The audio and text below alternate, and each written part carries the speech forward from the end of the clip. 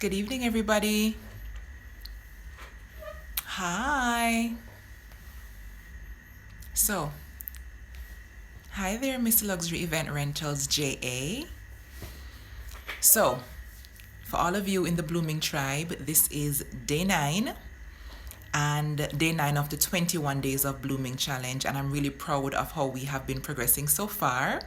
I feel like we have been really engaging with the content. I feel good about how consistent I have been thus far, and I'm intentioning to continue. So thank you guys for sending me the reminders like, what time are we going on class this evening? And I have a question. Could you answer this one in class? And so on. I'm really, really proud. People are telling me that they're behind, they're catching up, they're doing the homework. It means so much to me. This challenge is becoming more than I even thought it would be. So I'm really grateful. I'm really happy. I'm tired, but it feels good to be consistent because we have to set some things in place and erase some things leading into 2020. Yeah. So if you realize, I'll stop caring about how I look. I just need to get the work done, get the content out, have the conversations with you, my Blooming Tribe, and keep it moving. So this evening we are going to be talking on day number 9 about standards. Yes, because we cannot have success in any area of our lives until we set our own personal standards. And sometimes we're a little bit intimidated to set them because we feel as though they're going to prevent us from accessing, a wider pool of resources. And that might be friends or it might be romantic partners. We feel as though if my standards are too high, then that's going to be a problem. So tonight we're going to talk about standards and what do we do when our standards might not be so convenient because we feel tempted to do some things that don't fit in, right, to what our standards say. So we're going to talk about that tonight, and I'm always open to interactive sessions. So if you have a question, just type it in the comments. If you have a comment, if you laugh, whatever emojis you want to share, I'm all for it so we can keep it interactive. And if you want to contribute in any way, just type it in and I'll acknowledge it and we can talk some more, yeah? So the first thing that we have to remember is that we all need standards. And so it's important for everybody to set some standards. It's not going to be magical where people just treat you the way you wish they would. You have to set standards and be intentional about them. So that's number 1. Apart from setting them, you have to own them. Meaning you have to own it. You have to mean it. So I'm asking you to do this, this, or this, or I'm asking you not to do this, this, or this. And you have to mean it. You have to own it. So that's number 2. Number 1, for those of you who just joined me, hey, Laced by Sim, we have to set standards and we have to own it, which means we have to mean it, okay? The third very important one is that we have to communicate the standards. That's where it gets a little bit tricky for many of us, yeah? For various reasons. I feel like some of the reasons include the fact that some of us have been socialized not to, hey Shamil, I know. Some of us have been socialized to not ask for too much. We feel as though, let me not inconvenience other people. Some of us have been socialized to accept the bare minimum, yeah? Some of us have been socialized to think that we shouldn't speak up. We should just accept what it is in certain areas of our lives and just be grateful that we even have, something at all. So those are some of the barriers oftentimes. Hey, Kim, some of the barriers to setting the standards, owning them, and communicating them. After we do all those 3, the 4th one is that we have to enforce them. There must be something that happens if it is that our standards are not met. We have to have some type of response so that people can look and know and believe us that this is something that's important to us, okay? So we have to set the standards, we have to own them, we have to communicate them, that's what 3, and we have to enforce them. I'm going to add a 5th one to it, which is what I hold on to in terms of something that can be valuable. And that is, we have to have a clear picture on the purpose of the standards. Because if it doesn't mean anything to us, then what's going to happen? We're going to be more likely to flex on them, okay? So a lot of people are joining us. Thank you guys. Good to see you. We're talking about setting standards and we're talking about what to do if your standards become a little inconvenient because of temptation, all right? So we're talking about the fact that we have to set the standards, we have to own them, we have to mean them, we have to communicate them. People must know what they are, and we have to enforce them. And importantly too, we have to decide, why do I have this standard? What purpose does it serve? What need is it, meeting for me?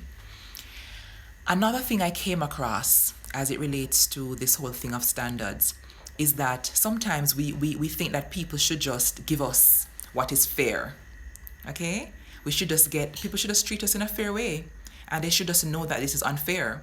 And that's not the way the world works, unfortunately. Like we could have shed that mindset probably like in primary school. The world doesn't work like that. People do what's convenient for them unless you stop them. That's a very powerful thing. People do what's convenient for them unless it is that you interrupt it in some way. You reject it, you move away, or you tell them, no, this don't fly. Please correct. Please autocorrect. Okay? And I came across this very powerful statement from a particular writer. I can't remember his name right now. But he said something. He said that you don't get what you deserve. You get what you negotiate. You don't get what you deserve. You get what you negotiate. That means that standard set is more likely to equal to needs being met. Standard set equal needs being met. So if it is that you are not clear about your standards and you don't communicate them and enforce them, you're less likely to have them. And that's why I'm starting the conversation about setting them and owning them and communicating them and enforcing them and knowing why you have them to begin with. Because if you have the standards because you borrow them from somebody else's life, or somebody told you it should be important to have this, but you don't see the need, then you won't be likely to enforce it or even communicate it. Or you won't communicate it from a place of truth or passion. You'll just kind of be half-heartedly saying, oh, I don't want you to shout at me. I don't want you to disrespect me in front of people. But you won't mean it, okay? So you don't get what you deserve. You and we get what we negotiate, what we stand up for. And I came across this very powerful concept that, listen, if it is that we decide what we deserve, okay, and we live a life in which we are even modeling these behaviors, in many ways we teach people how to treat us and how to honor our standards. If we don't have them, then they will do what is convenient for them. So it all starts with who? It starts with us, every day, all day. We can't escape it. For 2019, it's been true. For 2020 and beyond, it's going to be even more true. It all starts with us. We have to decide how we want to be treated. And in many ways, we teach people how to treat us. Okay? So we have to be clear on what it is that we want. Let's have a conversation now about what some of our standards should look like. And an important point here is that we need to separate standards from a wish list. Okay? So especially as it relates to a romantic partner, let's start there. As it relates to choosing or being with a romantic partner, we sometimes have all these fancy things, the trappings of, tall, dark, and handsome, or light brown and whatever, yeah? Or be earning a particular amount of money annually, or be rich, or be athletic, etc., right? We have all these different trappings that we have in our mind, but many of these are not core values. These are like trappings. These are the icing on the cake. These are not the things that will determine if somebody treats you well and if you're happy. Because you can have somebody who's tall, dark, and handsome, and they treat you like trash. So we have to go deeper, right, to establish what the foundational things are, what your deal breakers are, what your non-negotiables are. So we have to decide. Let me look at my notes to see if I'm on track. Yes. We have to decide what works for us and what doesn't, and we have to communicate that. So let's talk about what some of our standards could look like, okay? And you have to decide which ones you want. I can't tell you what your standard should be, all right? But let's look at some of the core areas. First of all, this person, hi Donna, hi. This person who I'm engaging must want me, must show genuine interest in me. That alone, ladies and gentlemen, could be a class by itself. It could be a course by itself. It could be a coaching package by itself. How to figure out how to negotiate, how to analyze, and how to take the cues from people's behaviors to know if they truly want us. All right?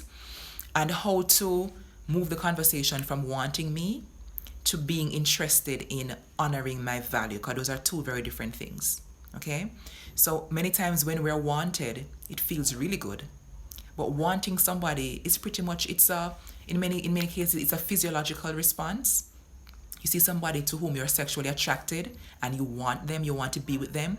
That does not mean that they are willing to go beyond that and do the work in actually, treating you well. So we have to, first of all, establish that very clear distinction. Does this person want me?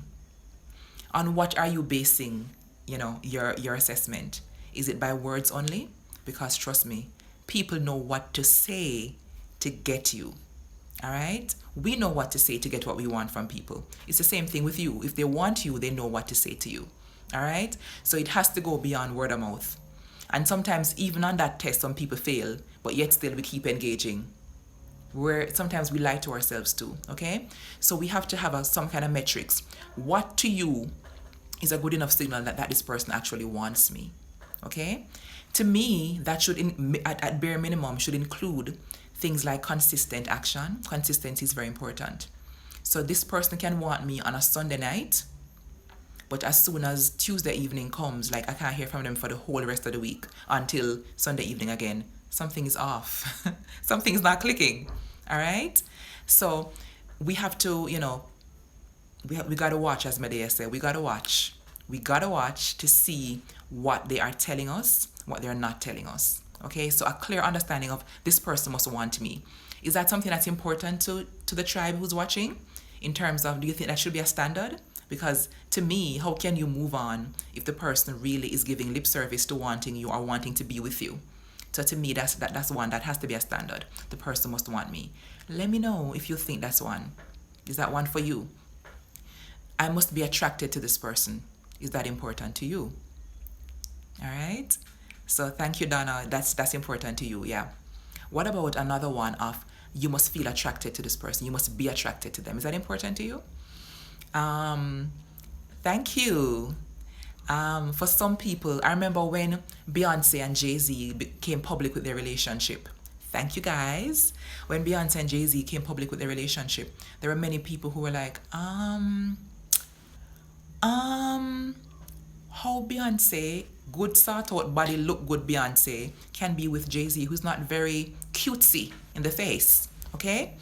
And so I felt like in many spaces, the conversation kind of started around the issue of, attraction and how attraction can be different in different spaces. And it's so true, yeah? I feel like depending on how we were raised, depending on our past heartbreaks or whatever, we can come to value different things and come to be attracted to different things. Because let me tell you something, guys. Attraction is not as skin deep as we think it is. It really starts here. We are attracted to things that make us feel a particular way and that meet some of our needs. So for some people, feeling secure is more important than if you are drop dead gorgeous. For some people, being respected is more important than, the trappings of your figure, what your figure look like. All right? Depending on what space you're in. And so attraction is really a psychological thing. And that is why some people can come to sexualize certain qualities, sexualize even a whole gender, because of the needs that are met in that space. So you have to decide if it is that you must feel as part of your minimum standard, you must be attracted to this person. Looks are not everything, first of all. That's so true. Yeah. And so some people feel as though, eventually I start to feel the feeling, but for some people, the safety, that type of thing, are like of paramount importance. So you have to decide what floats your boat, and to decide if attraction is, an elemental or elementary part of, having a conversation, any at all, like proceeding with anything. So we spoke about the fact that the person must want us. I'm going to hear nobody answer my question about whether or not we think the person wanting us should be a standard as well. Let me know. I'm still waiting on that one, yeah? And what do you guys think should constitute evidence of somebody wanting you? What does that look like when somebody really wants you? I'm so curious to hear your feedback on this one. All right? So, must want you, you must be attracted to them. Donna says, I prefer security and stability. That's huge. Especially by a certain age and stage, Safety and security are just like life, okay? It's everything. And that is my next thing on my list as well. I must feel safe with that person, okay? And we now have to decide what behaviors signal to us that we feel safe, okay? What behaviors are more likely to contribute to us feeling safe and secure? What does that look like? Yeah, so these are some suggestions for standards that you should have. And don't be, if you feel like you want to write them down, go ahead. I'm going to do a worksheet on this one, but please just feel free to just jot them down. Donna says consistency in how they love you. Yep. Consistency is it's a powerful thing.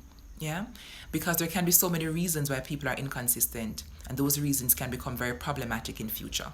So we have to have a conversation about that. All right. Another possible standard suggestion that we could put down on our list is that the person must bring positive energy to my life. Now, let me tell you something about the energy. I remember seeing this meme some time ago that made me crack all the way up. The meme said, if it is that you're in a relationship or you're dating somebody and you're crying every day, you're not dating a person, you're dating an onion. Okay? And I can think of so many times, so many people who are dating onions, right? Because they're always popped down, they're always hurting, they're always unsure, they're always insecure in their space because they don't feel safe. Because there is no stability, there is no consistency of evidence that this person wants you. And it throws you all the time. It just keeps throwing you. So it's important, right? In my book, one of my standards, I do agree with this one. One of my standards is you must bring positive energy. My life must be better for having you in it. Because the song says I can't do bad all by myself. That's correct, sir. That is correct, okay? So if it is that you're not bringing something of value to my space, then why are you here? And we soon come to why we need to tweak our mentality to take that into consideration more consistently.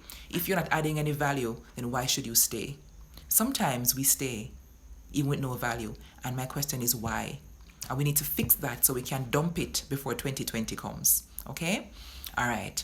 Another possible suggestion for a minimum standard that we could have is that this person must have their own life, and they must respect the fact that you have your own life, and they must pursue, things separate from you, and allow you also to pursue things that are separate from them.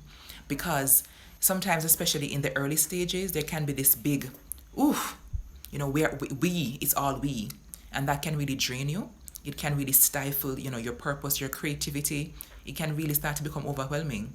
You have to have identities separate from, each other, and identities outside of the relationship or whatever it is, because otherwise people can start losing themselves early out, and that can be a problem. All right? Are you guys agreeing with these so far? Another possible standard, a very important one, maybe a key one, that should have probably been number one, is this person must be open to and capable of effective communication. We should be able, as a unit, whether we're dating or officially together, we should be able to resolve conflicts together in a healthy way. That is huge. And if I may spend 2 minutes just elucidating some finer points under that whole thing of communication. You need to have real conversations. Ask people questions, yeah? What are you like when you are angry? So, I just met you, I like you, but I just met you. How will I know if you're angry? Are you the kind of person I can trust to always tell me? Are you the person I can trust to tell me without devastating my headspace? Thank you very much. Effective communication is the number one for me without a doubt. It's huge. Because what are we doing together if we can't communicate? It's pretty much then two people just hanging out, two individuals hanging out, in the same space all the time or doing some stuff together. But there is no real communication. Is the gel, it's everything. Okay, it's the vehicle through which everything flows. So if it is that we can't handle the conflicts, we have a problem. So we need to ask people, what are you like when you're angry? What resources do you have in your communication bank? Do you have what it takes? Do you practice to tell somebody, I'm really angry right now. I'm so angry that I don't want to speak right now because I may hurt you. So let's just put a time out and we'll talk about it later. Are you the kind of person who will hold it in for 3 weeks and then tell me that you're angry? Ask these questions because they really shed light on every single area of every part of the relationship. What else can we ask people about how they communicate? Do you stand in your power? Can you own what's yours? Can you accept negative criticism, negative feedback? Yeah. Can you do you give it, and do you give it sensitively? Right? Do you know how to say I'm sorry? Do you practice saying I'm sorry at all? These are important questions to ask and to discuss, because you should be asked questions as well. It's fair, it's a two-way street. So communication, resolving of conflicts. Does this person have their own life? Are they doing anything? Feeling safe with the person, and the person must want you, and you must be attracted to this person. Okay?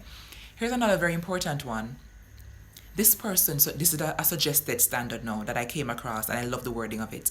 The person, hey, hi, the person must be gainfully employed, enrolled in some type of training or studying, right? Bettering themselves. Or if that's not going on, there needs to be a good reason. Is it that you're caring for an unwell child, dependent, family member who really you need to be there for? What are you doing with your life? And the way I normally put it when I am in that space of discussion is, you need to be building something. Like, everybody in my inner circle is building something. So I can't choose a partner who ain't doing nothing. What are you doing? Yeah? And building something means that you are committed to it. You have a vision for where you want it to go. You're investing in it. And ideally, you're getting returns on your investment, or, you will be getting returns. All right? Progressive, yes, ambition. You must be doing something. Okay? You must be earning, taking care of yourself, because then what are we going to do together? Where are we going to live? What am I going to eat? Yeah? And these are important things. The love can be turned, it can be lit. But listen, the bills are real. All right? And all the things we want to accomplish, money will be needful to accomplish them. Water can accomplish them. Sweet words can accomplish them. We're going to need some real resources. Okay? So these are some suggestions. Another one I'm going to add to it that I came across is, this person must be committed to their own self-care. This person must not be engaged in destructive behaviors. So would you date somebody, for example, whom you knew was, let's say, was an alcoholic? Would you date somebody who is actively shooting up with meth? Yeah? Who's addicted to meth? What kind of habits? Would you date somebody with a gambling habit? Would you date somebody with who is a shopaholic? Right? Would you date somebody who is involved in human trafficking? Right? This person must be engaged in their own self-care, take care of themselves. And that can be emotionally, psychologically. That must mean that they are, eating right. It's a sign, if we treat ourselves well, then we're more likely to treat other people well also. So all of these things are metrics. They're like predictors for what's likely to happen in the space. Okay? So self-care is an important part. I came across another one that said the person should not be having unhealthy relationships with family members or friends where there are excessive demands for money, for time, or any other resources.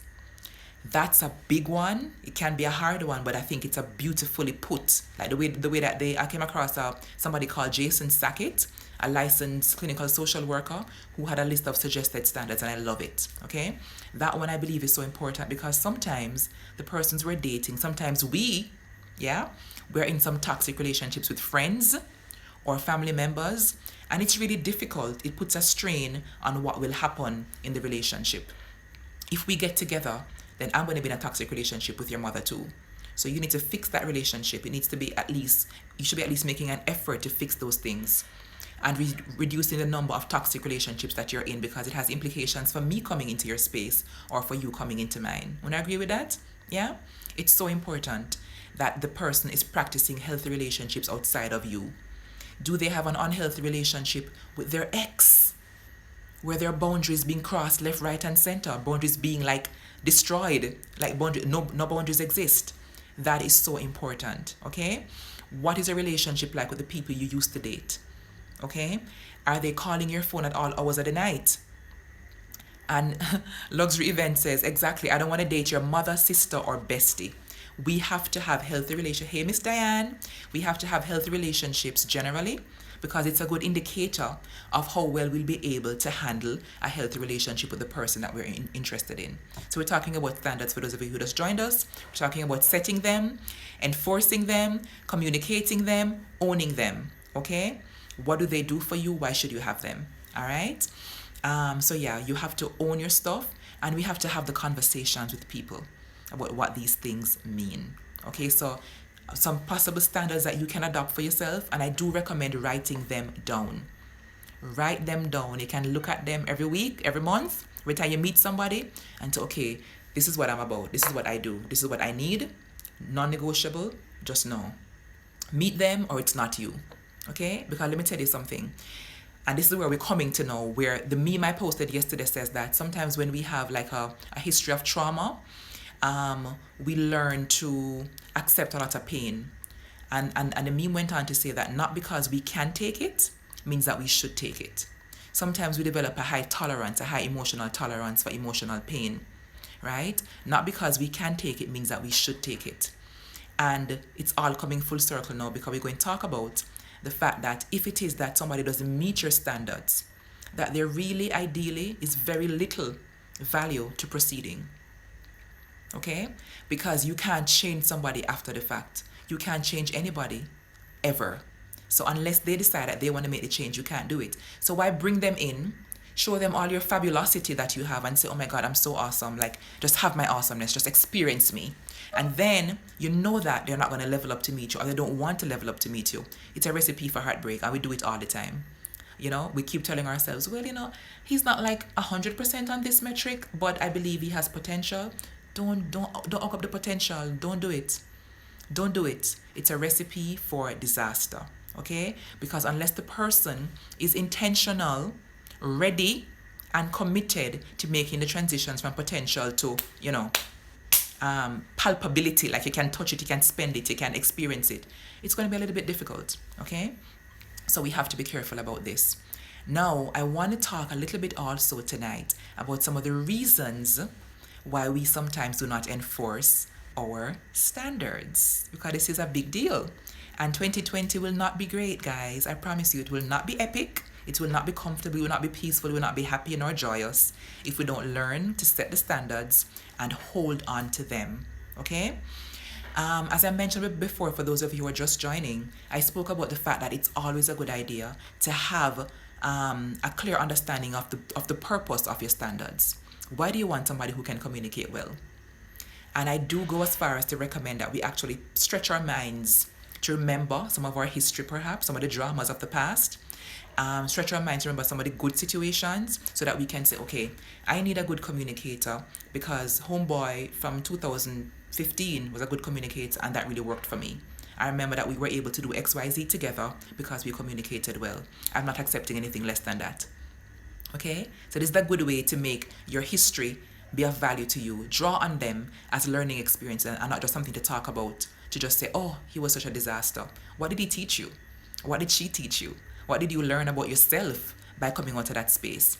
There must have been some good things at least, you know. So Homeboy from 2015 taught me that, you know, when it is that two people respect each other, then we can accomplish great things together. That was a good part of our space.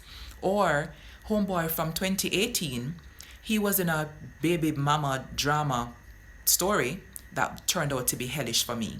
And that's why I'm not willing to compromise on my standard that you have to have healthy relationships with the people in your life before you can step to me and I engage you. We have to be clear and we have to map it out. What is the purpose for this standard? See the clear consequences of holding on to it, enforcing it, or not.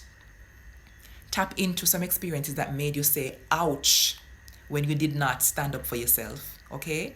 And so that you can remember when you meet the hot body one from 2020 now, who everything that you've ever wanted in terms of sexual attraction, he is lit.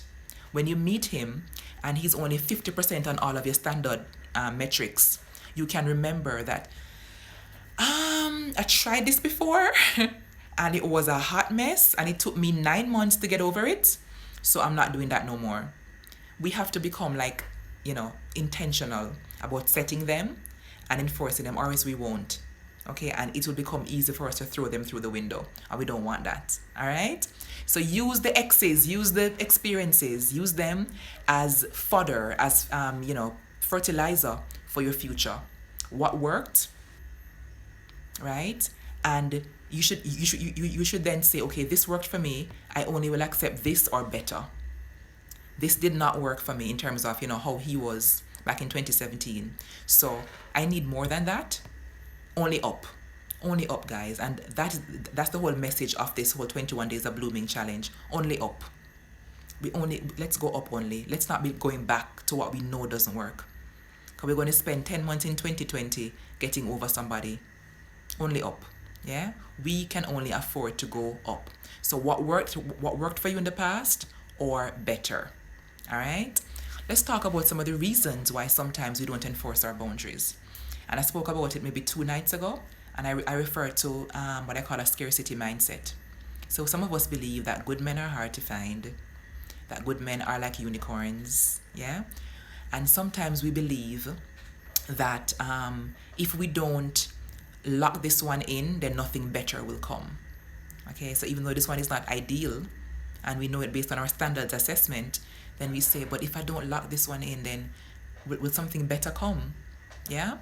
Sometimes we are desperate for more reason than one. Sometimes the desperation comes in because of what we have internalized from society in terms of the biological clock. So I need to be married by 30 or 29 or 28 or 35 or whatever, and I need to have kids by 27. Yeah? Because otherwise, what's going to happen? Yeah? Sometimes pressure from people who are close to us. You know, hurry up and settle down. Like, look how you're gorgeous. Why you not have somebody? Something wrong with you? And we want to prove that, we've got this. Sometimes it has to do with our belief system. And I'm going to toy with us. I'm going to push our buttons hard for a couple of minutes. Sometimes we believe that we do not actually have what it takes to be in a healthy relationship. Sometimes we believe that we don't have what it takes to be the woman that deserves to have a good man. So we're still carrying some scars from the past, which have told us in some way, shape, or form that something is wrong with us, right? And we have held on to it as truthful, and so we are now in a space of kind of being stuck. So we half believe what our ex said about us, that you weren't good to me, you weren't a good woman, you have issues, whatever. We half believe it, and we want to reach forward, but we haven't resolved the stuff yet. So we're in a kind of nebulous space of feeling as though I want it, but we don't deeply in our souls believe that we deserve it or that we have what it takes to be good. And that's why we're talking in such great detail tonight, like specifics, because sometimes we need like a little plan. How do we actually be good? How can we be a better person? How can we be a good partner? And therefore, how can we set the tone for how we should be treated so that we can attract better quality partners? It all starts here. And I'm very big on the power of attraction, the law of attraction. Sometimes it's us. Based on what we believe, we're attracting people who fit into our schema. Because we believe that, every man cheats. Who you think you're going to be meeting? Right? So we have to switch the narrative. We have to engage with good examples of love. That's why I binge watch Black Love, because it's good to remind ourselves that there is true love to be found, that there are men who are on the up, they're leveling up, and they're looking for women who are also on the up. Yeah? And I may interject here that sometimes too, we have not ever, we weren't exposed in our early childhood years to a good example of love or a good relationship either. So we don't even know what it's supposed to look like. So we want it, but we also feel intimidated. We want it, but we're also feeling scared. Okay? Because, we don't know, like, how do you know if it's a good relationship? Some of us don't know. That's why I'm here to help the conversation along, to start it, to continue it, to engage with you about what does a good relationship look like. And you therefore have to have a vision. How do you want to feel? You have to literally write it down, guys. Like, put it on paper and keep it like on your mirror. This is what I need, and I'm not willing to flex on any of these. After we have those set now, then we can go into the trappings. Oh, he should be tall. I like tall. And if he's not tall, then I can flex.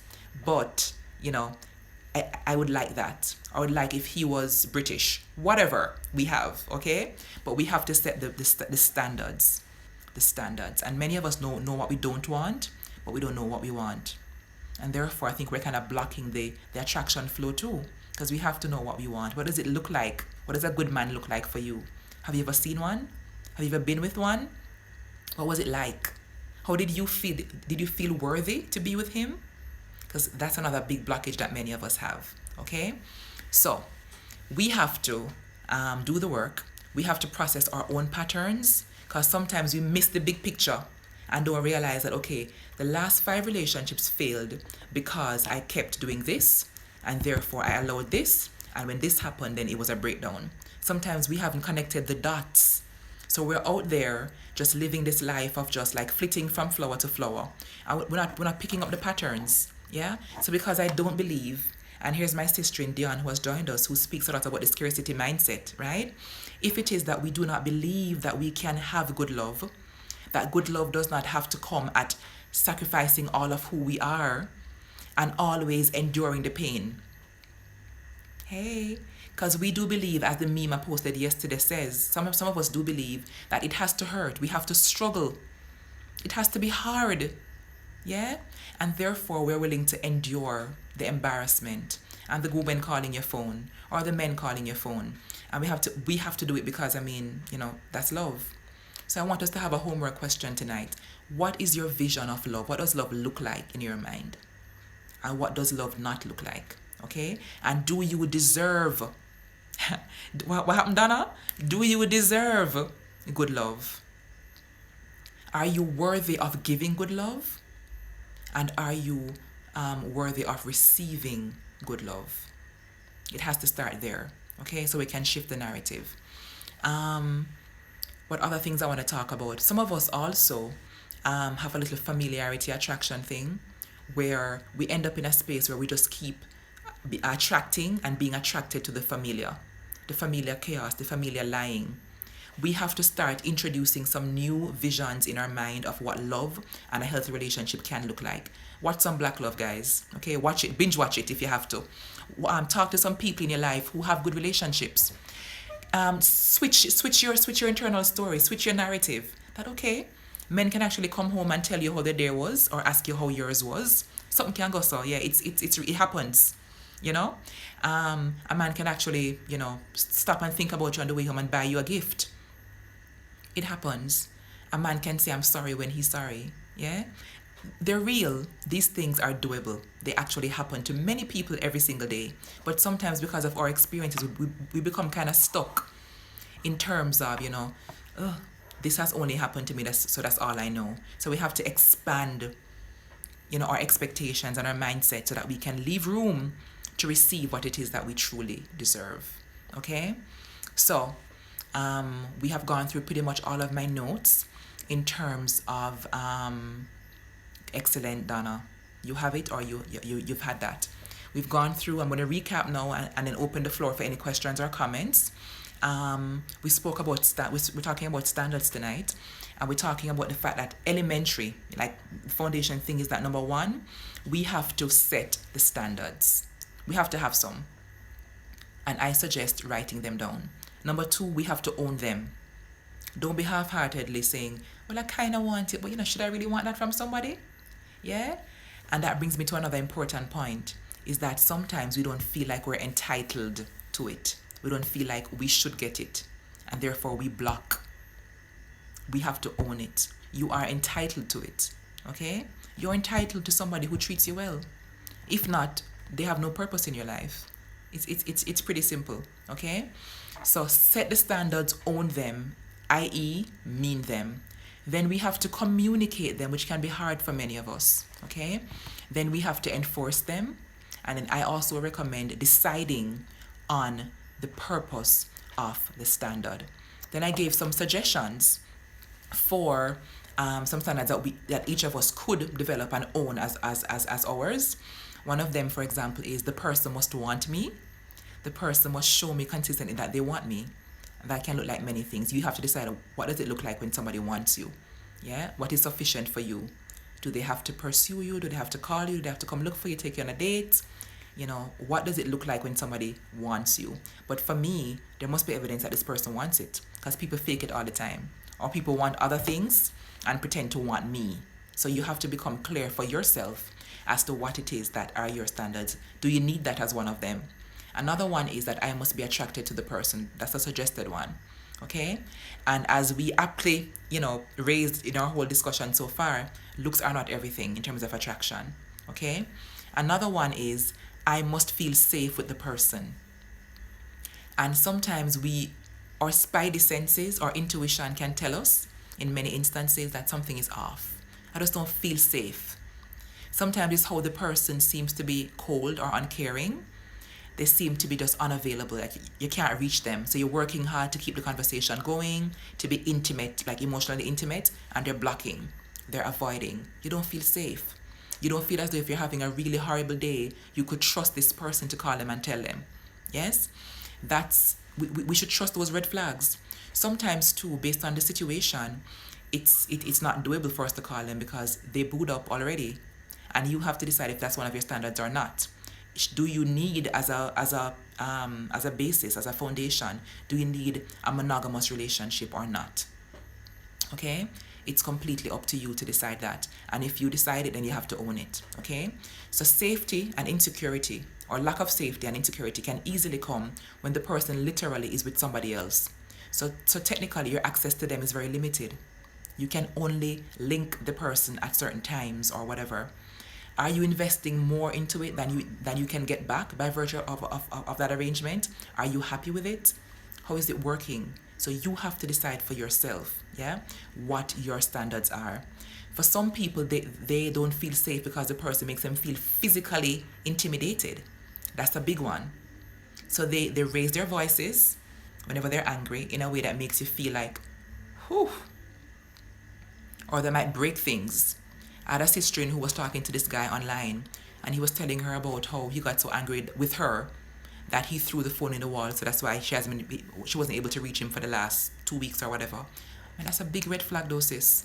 That's a huge one. You're destroying property because you're angry. What else would you do if you're that angry? Okay? So feeling safe is a big thing. For some of us, feeling safe can also mean financially safe. Right? Do you feel as though when you go out with this person that you are in a comfortable position? If something should happen on the road and you don't have enough money to do whatever, would they have it? Would you have to, I don't know, wash dishes at the restaurant to pay for the meal because he does not have, the resources?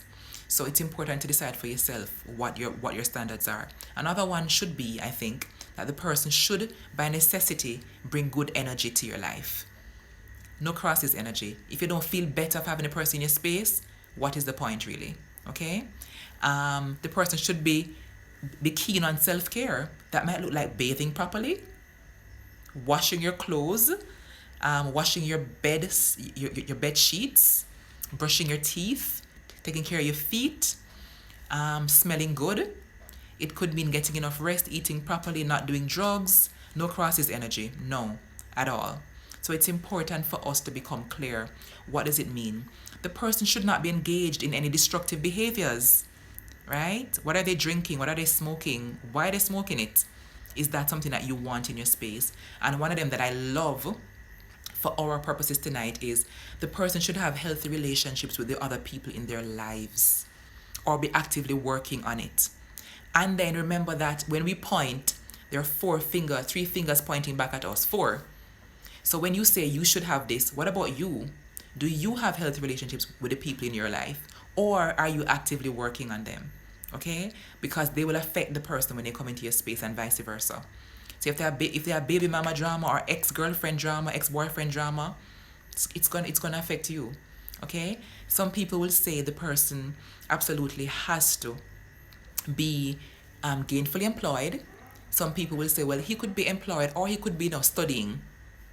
But for me, I say the person has to be building something.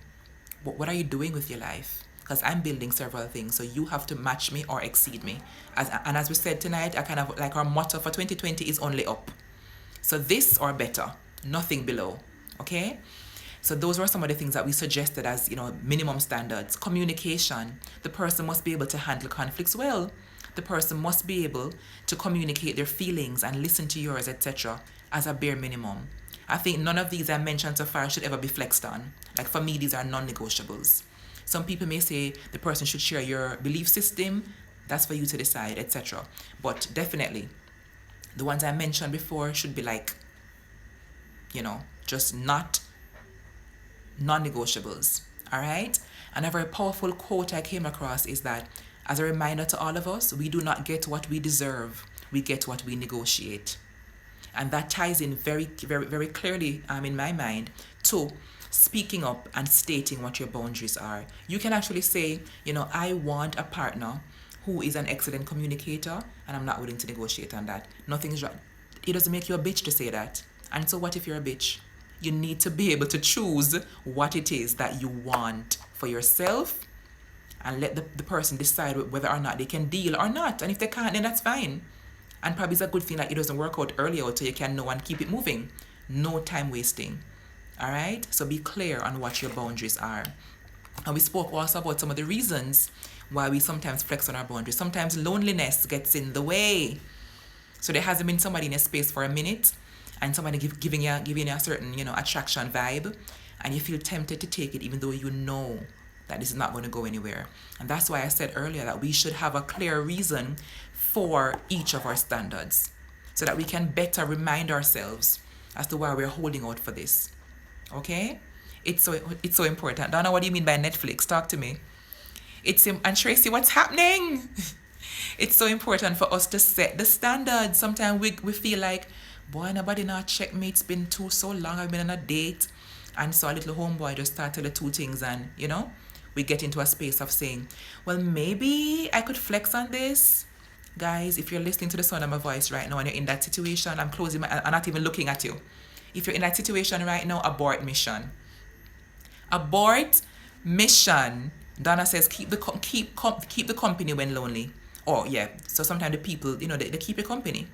And before you know it, in a little sexual space or a little flirtatious space, a little dating space, and you don't want it, but you just want the validation, you want the companionship. You want the companionship. It's a normal human need, but some people should not be the ones providing certain things for you, because guess what? It only complicates your space.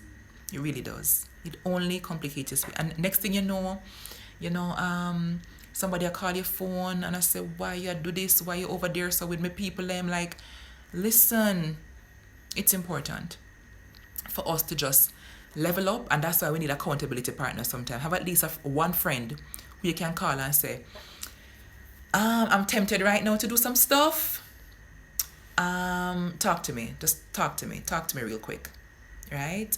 I feel like I want to go on a date with this person. I know that they're not the one. Just kind of guide me a little bit. Yeah? So I know that there are many factors. Sometimes our hormones get us in a space where we're like, yo, I need a man right now, real quick. Okay? And, okay, it's normal. We all get it. But when you make decisions based on that temporary, fleeting situation, they can stay with you for a longer time than you really had planned. All right? So we have to become really careful, hold ourselves lovingly accountable, and hold our sisters and our brothers lovingly accountable as well. So listen, last time you tell me, say, you want somebody who is like on the up. This person don't look so on the up to me. Like, you sure you want to be messing with them? We have to talk to each other. We have to remind each other of what we're worth and what we deserve. Okay? So I'm opening up. Miss Luxury, sweet vibrations to the rescue. Listen, there are many tools, right? Many tools in the toolbox. Yeah? So I'm now opening up our space tonight for questions and comments about, what you thought about the content. What do you think about what I've said about the standards? Do you have them? Do you write them down? Have you learned from past experiences what works and what does not work? Do you feel as though sometimes you are more prone to flexing on them than you would really like? What do you think contributes to that? So I want you to answer, talk to me, let me know what you're thinking. And importantly too, let me know what else you want me to talk about for the other 12 days of our challenge until 2020 comes around. Thank you, Miss Diane. Yeah. So I wish I could tell you that, we could just press a button and we just have it sorted out. But really, all of this these 21 days of blooming implicate us. We have to do the work on us, becoming clear. What do we want? Hey there, becoming clear on what we want, becoming clear on what we don't want, becoming clear on our patterns. Why are we choosing these particular partners? Why are we doing it? Are we desperate? Are we afraid of losing out? And I asked the question, I think maybe three lives ago, which was probably 3 or 4 nights ago. I asked the question. Thank you so much. Let me just run in so I can read them and acknowledge them. Hey there, Cray. Donna says, very good content. With age comes maturity. I'm totally in agreement with you. Thank you so much. Ebony says, conversation is profound. Thank you. Thank you for joining and for contributing. Tracy Ann says, have them, but don't enforce all the time. And I think that's honest, and I think many of us can say yes to that. Dion says, self-love is at the heart of it all. Absolutely. Let me tell you something, guys. It really comes back to us. Everywhere we turn, it's really us. It really comes back to us. If we love ourselves, then we will choose partners who vibrate on that same level, that same frequency. If I love me and I'm able to show it to myself intentionally, and I'm willing to show you that intentionally, why should I settle for something that is not lining up with that? Yeah. And I asked a question a couple lives ago where I said, listen, sometimes we know that this partner is not, him not 100. Him all right, but him not 100. It's not really what we want. My question to us is, when we settle, what good can come of it? Because guess what's likely to end up happening? And let's put a little scenario to it, yeah? So let's say that there's a woman, her name is Susie, and Susie meets Bobby, yeah? Susie's standard says she wants somebody. Thank you very much. And Tracy, I'm loving that. You're embracing self-love more and more. We all have to. So Susie meets Bobby. Temporary comfort. And so as leveled up women and men, kings and queens, professionally, romantically, financially, yes, and health-wise, we have to start growing up and realizing that, listen, the immediate gratification is not the way of winning. Immediate gratification is not the way to success. So it can feel good now, but it can kill us, literally, in 2 years. Yeah? God forbid pregnancy come into the story that, you never wanted to be pregnant for somebody like this. It can really throw so many spokes in your wheel of greatness, and not to mention the implications for the next generation, guys. We have to look out for them too. Yeah? We have to look out for them as well. So Susie meets Bobby. Thank you so much, Tracy. Susie meets Bobby. Susie stands that she wants somebody who wants her, that she wants somebody who is not in any destructive patterns regarding self-care. She wants somebody who is a good communicator. Now Bobby, let's say Bobby look good, him sort out, Bobby have money. Bobby is, in school, he's doing his master's in something fabulous, like an MBA, okay? So Bobby looks good on paper. But Bobby and his ex are in a kind of a enmeshed relationship where they can't leave each other alone. Bobby mentions that to Susie. Bobby also, when he gets very angry, he shuts all the way down. Like all the way. Okay?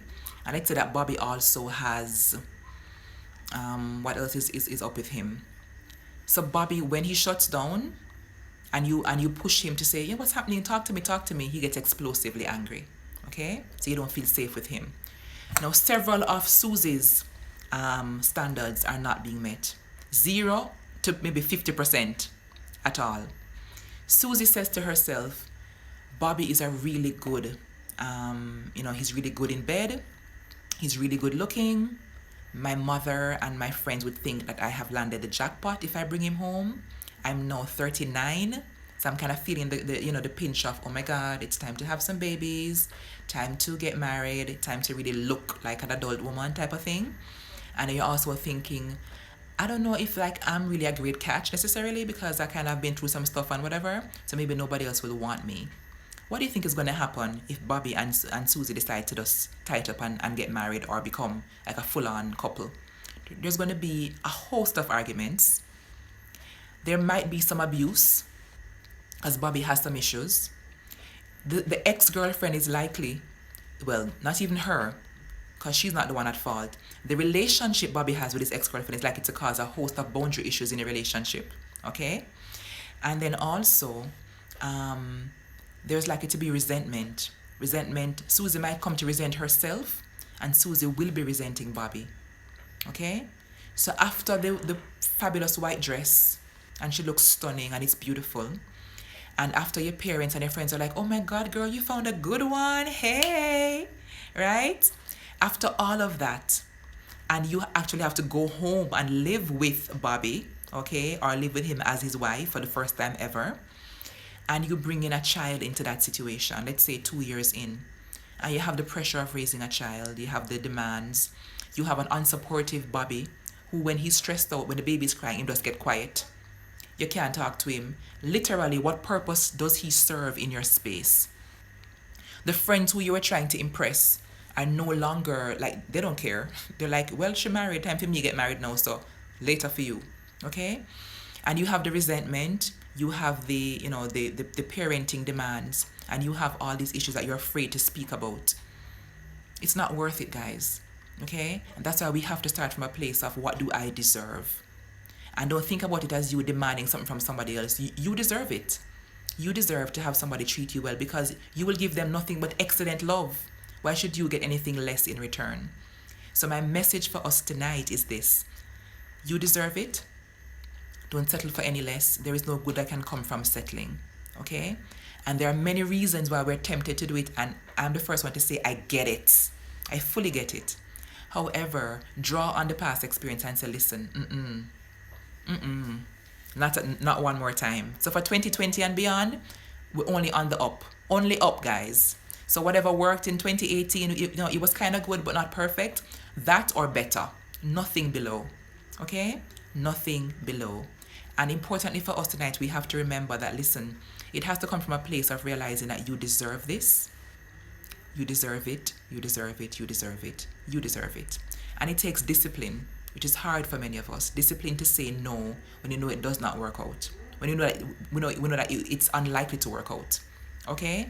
There's a trap in going deeper to just, let me see if it can be better. It's a trap. It is a trap. You should have a good energy from the beginning before you go deeper, because when you go deeper, you get so, attached, and you get so comfortable in having this particular dynamic that it's hard then, when you're feeling all types of in love and whatever, to stop and say, let me just pull back. It's hard to pull back after 9 months of dating or a year, when you've grown to know each other more and you like the space and whatever. So you have to become vigilant from the beginning. So have the conversations. And if your partner isn't open to the conversation, that's a big red flag. Why you don't want to talk about the stuff that will impact our relationship? Yeah? And be mindful of the gaslighters who will say you're trying to be whatever. If they're trying to tell you that this is not something that you should have in terms of information about what they're like and whatever, where you're going, there's nowhere to go more than thanks for your time and goodbye. Yeah? So we're at 1:01. We have 1 minute and 53 seconds remaining. We'll be talking for almost an hour now. So it's been really great, guys. Any questions you have, any additional suggestions, let me know. I could do 10 more minutes on another live if you have other questions, okay? But so far, it's been great on my end. The engagement is awesome. What should I talk about tomorrow? Yeah? Let me know your suggestions. Let me know if you want me to go deeper on this or start something new. Tomorrow is day 10. I'm excited. We're doing really well. And I'm loving all the feedback so far. So much love to you all. Any questions, you can PM me or DM me. Yeah? And I'll be back on. Tomorrow is what? Friday? I could be back on tomorrow, so let me know how you want me to engage, what you want me to talk about, suggestions, and love, right? And many thanks to you all. Just a quick reminder, I am accepting coaching clients now. Thank you to Diani. I have my YouTube channels that are linked in my bio. You can watch some of the videos there if you have missed out on some of them. And check my website, whitelotusblooms.com. I have an ebook for sale. I have t-shirts. I have body care products. We have a lot of awesome merchandise for all the queens and the kings. And Life Class is coming up in January. We have a vision board component to it as well. So come on, right? Dion is the planner of the vision board party. It's going to be awesome. Set your intentions, bring your vision board. Let's be great, and let's talk what's really, how we can really be great moving forward. Thank you, Kim. Thank you, Laced by Sim. Mucho love, and see you guys again soon, okay? So send me the information. I will talk again soon. Thank you for the questions, for the suggestions. Have a good one, guys. Bye-bye.